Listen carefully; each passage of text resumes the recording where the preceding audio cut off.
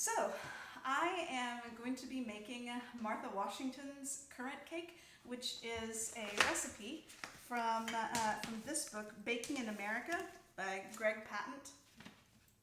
Traditional and contemporary favorites from the past 200 years. I've done this recipe before, and actually I did it and left out the currants in it as a communion bread. It had some spice in it and some flavor to it, and it was really heavily butter. In fact, in a recipe that has only about 4 cups of flour, there are 1.5 sticks of butter in this. So it's got a lot of butter. It's very rich. It's got 2 eggs. It's got some heavy cream.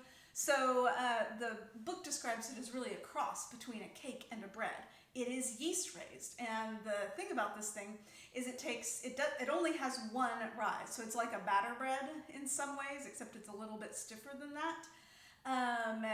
You can do this in a single day, but you should know that it's about 4 hours of rise time. Once you finish the recipe, you need to let it sit so that it can rise over about 4 hours. The amount of sugar and butter, excuse me, and whipping cream and eggs, they tenderize everything, and they make it so that the gluten has a hard time pushing its way through and really getting to the development stage. So, but that's it. 4 hours, and then you put it in the oven. So it is one of those things that actually takes less time than many other recipes, but it seems like a longer time to just sit and wait. And there are a couple of steps to putting it together. So I'm going to first wash my hands, and then I will come back and we will do this part. We will get the dough started, and then there is a component of heating some of the liquids to go into that.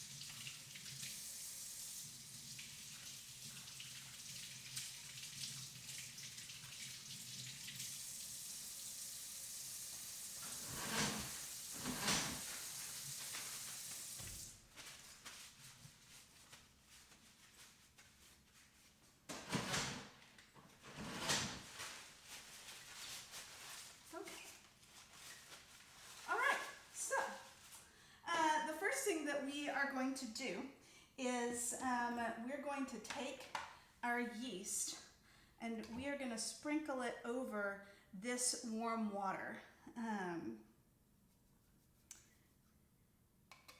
That allows the yeast to soften up, and this is not as necessary of a step, but it is a good way, especially if you are working with yeast that you're just not really sure about. It's a good way to make sure that it is still active and it still looks like it's going to bubble and do something. So just sprinkle that yeast over a little bit of warm water, actually about 1/4 cup of warm water. That's basically a packet of yeast, or 2 1/4 teaspoons. And then what we are going to do is we are going to we're going to take our flour and I moved my cup over here.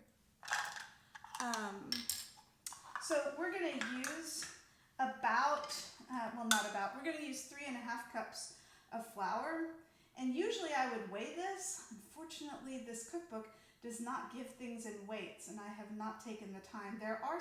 You can find some weights for different kinds of flours online and in various places. So if you really, really want to do that, you can. So this takes 3.5 cups of regular unbleached all-purpose flour. And just going to get that in there. Usually I'm a little bit less persnickety than this. I'll just dip and bring it out. But this recipe has been difficult for me before, so I'm trying to follow some exact things. And this really is a better way to do your flour, to spoon it into your measuring cup and then sweep. And then we'll get a half cup.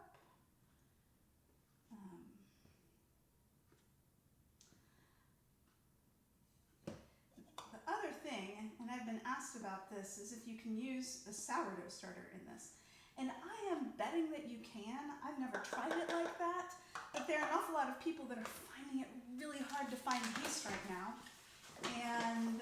And so some of them are using an old dough, some of them are using their sourdough starters in various things. This does have some nutmeg and mace and cloves in it, as well as some sugar, so I don't know that a sourdough starter would work terribly well with that. It might go just a little bit too sour. But if you have some old dough, in other words, if you've been making French bread and you have some old dough in your fridge, you might be able to use that. Take a little bit of that, a fourth of a cup or a half of a cup, and merge it into this recipe, knead it into this recipe, so that the yeast is active. You might need to let it rise for a little bit longer, but that's also a possibility that I think is worth exploring in this time. And then you need a half cup of whole wheat flour, and I am using a white whole wheat just because that's what I had. And I like the way it works in some sweeter and more tender recipes. So there we go, that's the whole wheat.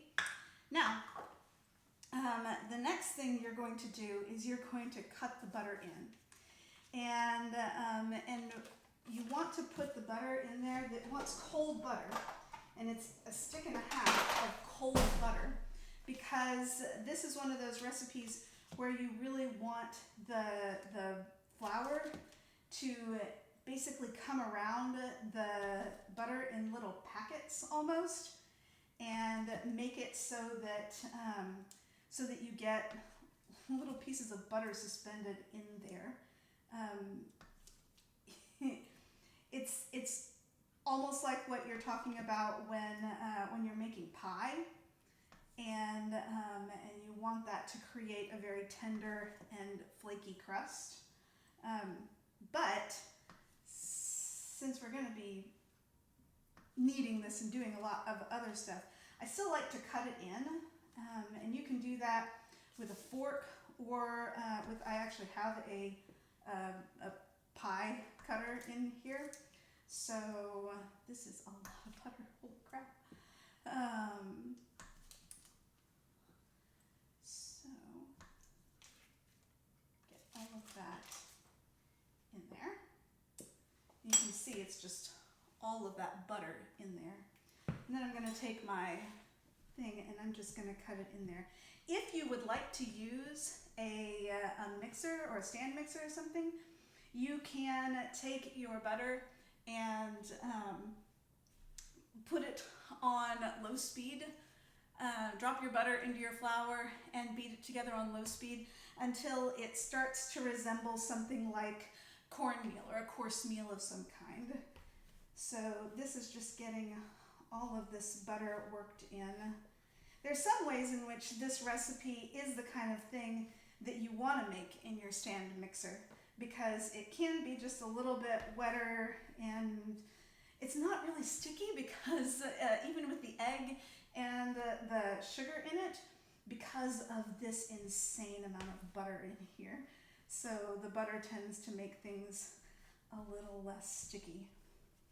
So I'm just going to continue to knead this and we'll come back in just a second. Not knead, but you know what I mean.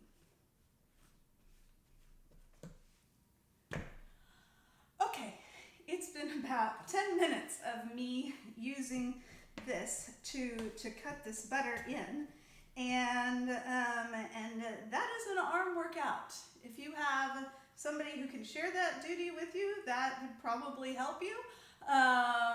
If you really can't do that, I might suggest seeing if you can try that with just a standing mixer, if you have one of those. If not, then it's just a lot of arm work. So I think you can also probably, if you're okay with this, kind of squeeze it between your fingers and get your fingers in there and kind of separate out and get the butter coated in the flour. But what you want to do next is you want to add either a 1/4 cup of packed brown sugar or just a 1/4 cup of plain sugar into this mix. And then this is a teaspoonful of just regular salt. And then this is a pound. Actually, this is a little bit more than a pound, so I'll probably leave some out. A pound of currants. Now, if you have currants that are old and dried, you can plump them up a little bit in some water. I got these currants out of the bulk bin, and so they are ready to go. I haven't tried this, but I imagine that you could use raisins or chopped up raisins, or maybe some dried blueberries or something like that. But since this was a currant cake, I decided that I wouldn't mess too much with the original recipe just yet. So currants and the sugar and the salt is in there. So we're just going to stir to get this all mixed together. Get those currants coated in the flour. I still remember back in my 4-H days, the zucchini bread that I entered into the county fair or the 4-H fair contest, and it was so densely packed on the very bottom of it with all of the zucchini and all of the nuts that I had put into it, and them saying, hey, here's a trick. Toss what you're going to be putting in there in some flour. Let the individual pieces get into the flour, and they won't all just bunch together at the bottom. So as you can see, I'm just kind of breaking up when I see a huge clump of currants. I'm kind of breaking that up just a little bit so that we don't get huge clumps of currants in the bread, unless you really, really love currants, and then I'll go for it. But that is, it looks deceptively like chocolate chip cookies, but it is not. So you can see that is very currant heavy. After you do that and get that in there, what you're going to do is you are going to start working on the stovetop. And so I'm going to turn our attention over here real quick. So we're starting to work right now over the stove, and I have this up at kind of medium-low heat. Yeah, that's about medium-low. Because you don't really want to cook anything, you're just trying to warm it just a little bit. And so what we're going to do is we have a 1/4 cup of a pale ale. I guess that was a little warmer than I thought.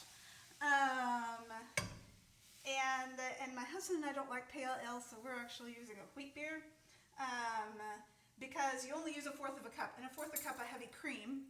And he said, well, I would really like to drink the rest of that. You're going to put in 2 eggs, and then spices. This is a 1/4 teaspoon of nutmeg, ground mace, and ground cloves. And you want to get the eggs broken up and just get this nice and warm. It doesn't take all that long, but this is really going to give a lot of flavor, and that cream will provide some richness to the bread and also make it a lot more tender. So that is actually warm already. So that's all that takes. You don't want to get it too hot, otherwise you will end up killing your yeast. Okay, now we're back over here at our main recipe, and what you want to do is you want to take this, the mixture that you just created on the stove, and it's all nice and whisked together. It's still a little warm. I'm gonna let this cool just a little bit, but I will show you these other ingredients. Maybe drop a little bit of that cream that was down there in the bottom in there. I have a mother that used a spatula very, very well, and so even the stuff that was in the bottom, like that, got out and into the recipes. So there are a couple of other things that we're going to be putting in here. We are going to be putting into here the softened yeast, which is going to go in just a second, and I'm actually going to, the yeast is active, but it just needs stirring a little bit because it's in there and it's getting all nice and soft, but it just needed to get stirred a little bit to make sure that all of the yeast got dumped. So you have that, and then this is rose water. Most of us don't have rose water in our pantries. You can pick it up. I've found it in several Middle Eastern markets where it's used quite more extensively, or there are recipes online where you can literally make your own, and it basically involves distilled water and rose petals that you heat and boil and simmer over a stove for like half an hour, and then let cool down. Take the rose petals out and strain everything off so that you don't have little bits and pieces of actual rose petal left in there. You want to make sure those roses probably have not been sprayed with any pesticides or anything like that. But if you've got roses outside and you want to use that, that'd be great. So what I'm going to do is I'm going to pour the rose water in here, and as far as rose water goes, this is 2 tablespoons of rose water into this mixture, and then we're going to let our, oh yeah, that's just the nice right temperature for yeast. I'm going to pour our yeast in there. We're going to give that a stir, and so this is all the liquid that's going into there. And then we are going to get delightfully all of that into this.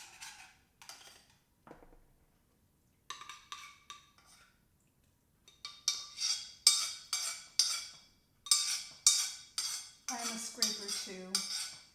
I just can't see any of this deliciousness getting left behind. And since it has raw eggs in it, you should not eat that.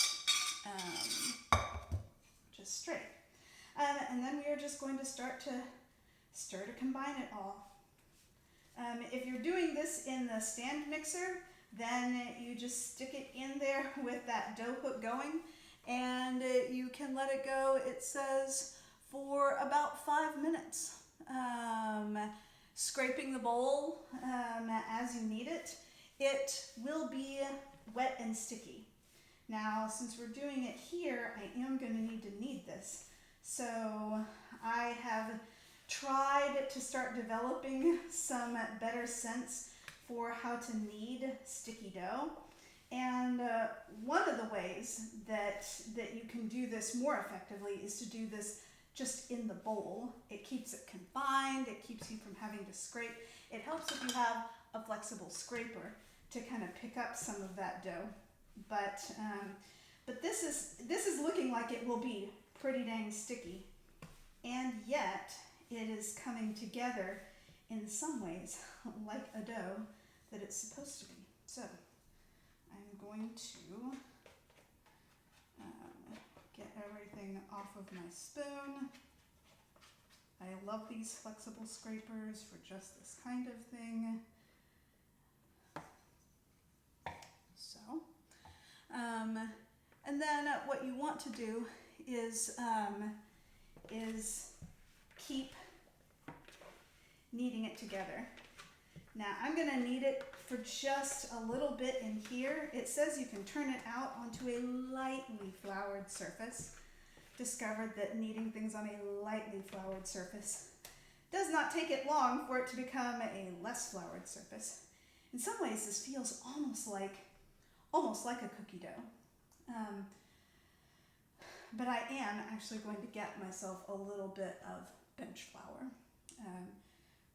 Sprinkle a little bit of that in there, get a little bit on my hands before I go in and just kind of start working this dough. My hands, I can already tell, are going to come out looking like cloves, but I can get it mostly into that. And you can feel the butter in there, and but the texture is very much like a cookie dough of some kind, and yet there's yeast in there that will start the gluten working, and it will rise. I promise you. Add just a little bit more of that flour. You don't want much. That was maybe 1/8 of a cup that I got, and that's just to get it to be workable. And I haven't even used all of that 1/8 of a cup yet. It may not even be that. It may be more like a 1/16 or somewhere in between. But just kind of keep pushing at it and tugging on it and pulling. So it is starting to be less sticky on the sides here. So what I'm going to do now is I'm going to push this back. I'm going to try to turn it out onto this surface, which I cleaned before we started. And I will have to clean it again. Now for going onto a surface like this, and you can see it's not clinging together necessarily, it's still coming apart. For coming out onto a surface like this, I do like having not only a flexible scraper like this to pick up some of the pieces, I also like having a bench scraper like this. It can be a really good friend. But yeah, see, this is starting to come together and pull together and be more of its own thing. So you want to knead this for about 5 minutes, and this kneading really and truly is about bringing together all of the ingredients, much more than it is about necessarily gluten development. And I can already tell it's beginning to stick, so I'm just going to pull everything up like that, get it together again. But it has so much butter, it's actually not sticking to my hands like I thought it would. Put some extra bits in. You can tell how studded it is with the fruit.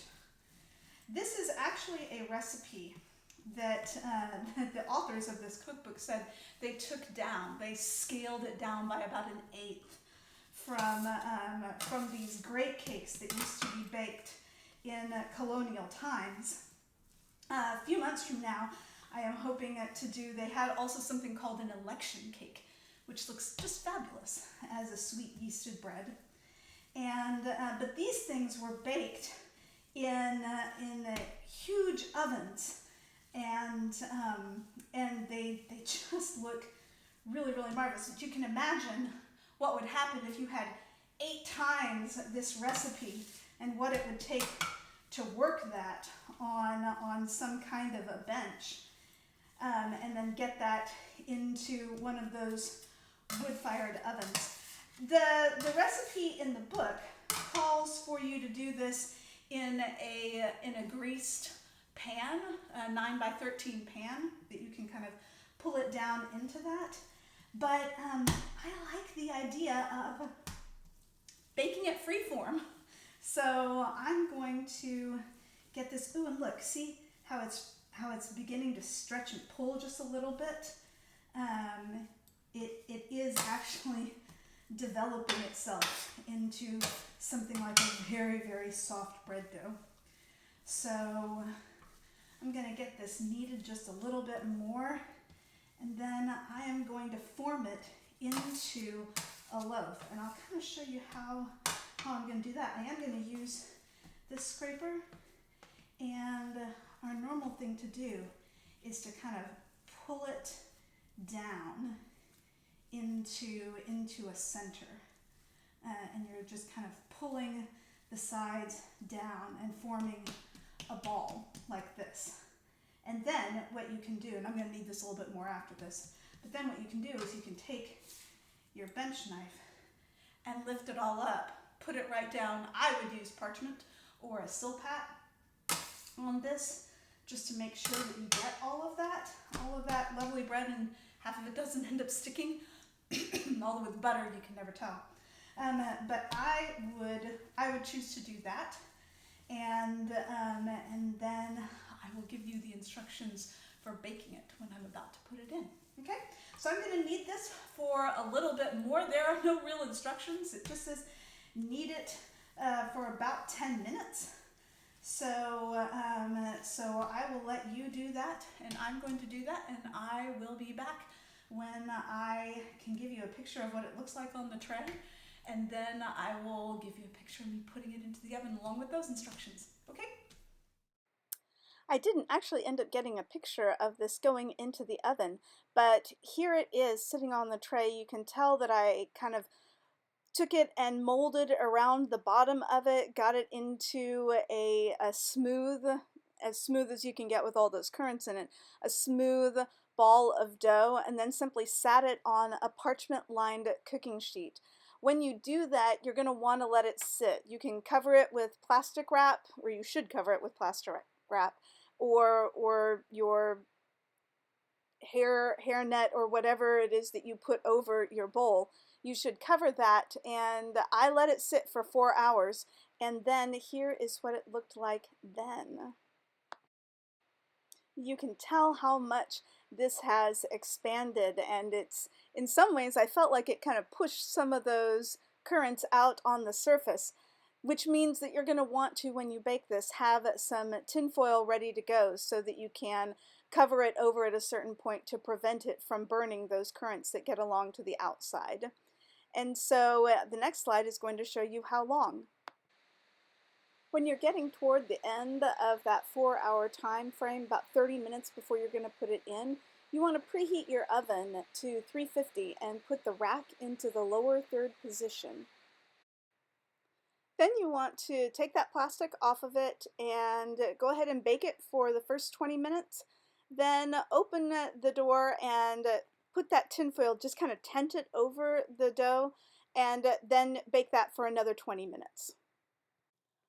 Finally, and I found that I needed to keep the tin foil on for at least some more of it, but you're going to want to remove that to give it just a little color at the end and not burn those currants. That's when I decided to put the tin foil back on.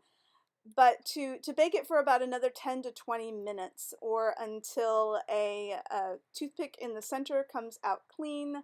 I think I tested it for about 180 to 185 temperature range, although since it's not really bread, you want it can be a little less in there. But this is what it came out looking like. And this is what it came out looking like. It was very moist on the inside, and as long as I kept it covered and kept the ends covered, it stayed moist for several days. It was lush with those currants, and it was sweet without being cloyingly sweet. You couldn't taste the rose water at all. It just gave it a nice denseness and moistness. So there we have it, Martha Washington's currant cake or great cake.